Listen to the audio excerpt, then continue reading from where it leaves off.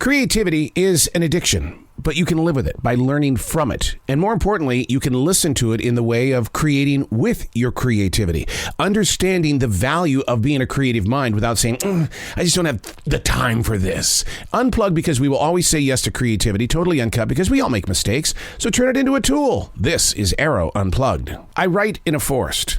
I go there to listen. What started at the Billy Graham Library in Charlotte, North Carolina has evolved into a lifelong journey. Something is always moving through me. It's a calling. These aren't my words. These are the lyrics from Billy's Forest. Chapter number 285, October 19th, 2021, Cane Creek Park. I could spend hours studying the effects of water and wind, how a one-time sheet of glass glamorously paints the portrait of the fall colors in action, and then swiftly the wind steps in, and it creates rifts on the water of restlessness. It's as if Mother Nature is saying, hey, here's the thing. I'm only going to give you a portrait, but it's going to be for a limited time. As people, we endlessly send out signals. Social media is nothing compared to body language, and now that comes with a cost. What our body is performing may not be what it is that we're projecting by way of habit. It happens all the time. Actions and reactions caught during that event when stability should have been the answer, but instead it was a different expression. All people struggle with their image and how it's received. I've learned to work with the wind, to mess up the calm and peace of a lake, and give those watching waves of brand new beginnings. So what does any of this mean? The body language doesn't speak. What it does is it feeds the imagination of a passerby who then relies on assumption that they think they know what you're thinking and doing and what your process is going to be growing into. Your arms crossed is one thing, but that doesn't mean that you're an angry person.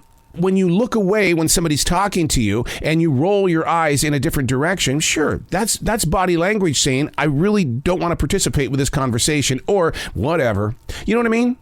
But what does any of this mean? The way that Mother Nature presents this beautiful picture of the fall colors, and then with one swift breeze, it's all gone. It's gone.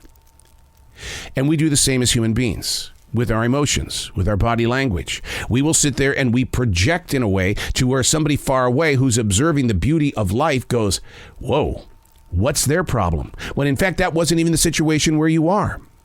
The way I run my life right now, and really this is kind of insane to say this, is that I always believe that we're either on Undercover Boss or that there are TikTok cameras in every place that you go. That you should always know that you're on display and somebody is going to capture your face, your arms, your body. Body language is something that can be practiced. But what you have to do is be in control of how you're putting it out there in front of others so they don't label you a fake. When I do my lectures, I'm blessed with the opportunity to speak to students. There are many times that students will say, what are you selling us? Nobody is this excited about what you're giving us. And then you explain to them that, yes, I am excited about this, and I'm excited that they're going to learn it. But it takes a long time to develop that relationship with many of those students because they don't believe and trust the body language, the excitement that I put into everything. And maybe that's just the expressions that I use, because on the radio, if I'm not using my hands to bring out the words, you might think it's an act of aggression if you were to be in the studio. The way that I use my hands, you would go, whoa, whoa, whoa.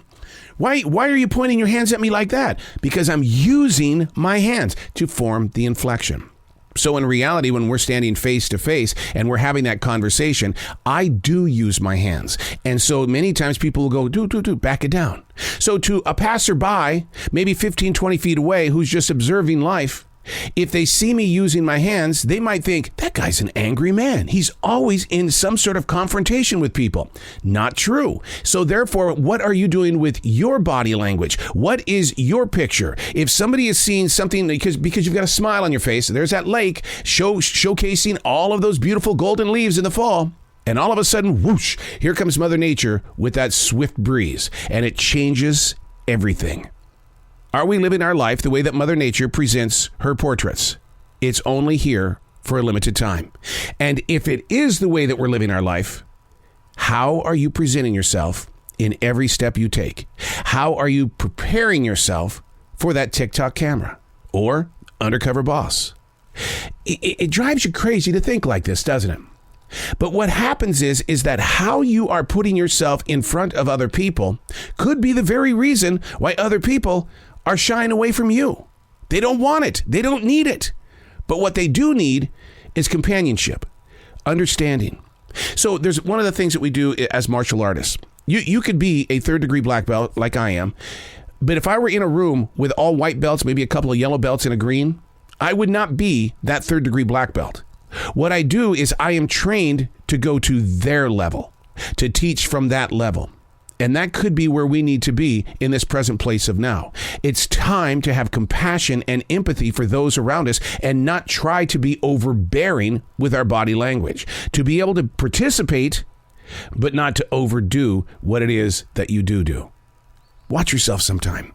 Have somebody film you and see what your body language is. Come on, we got smartphones. Just have somebody stand to the side and watch you do your thing. And when you start taking note of how it is you do your thing, then you'll become a better communicator. I'm Arroe. These are not my words. These are the lyrics from Billy's Forest.